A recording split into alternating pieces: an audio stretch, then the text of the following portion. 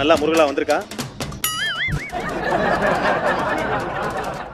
இத்தாலியன்ல வரும்லப்பா.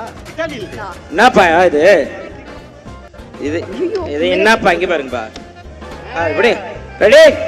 சில ஆம்லெட்லாம் நம்ம வீட்ல போட்டு சாப்பிட்டுருப்பான். ஓ அப்புறம் சார் அவார்ட் ஃபங்க்ஷனுக்காக வாங்கி போட்டு வந்திருக்கான் அந்த கண்ணாடியா. டேய் ஏய் வாப்பா கேட்டு போடா.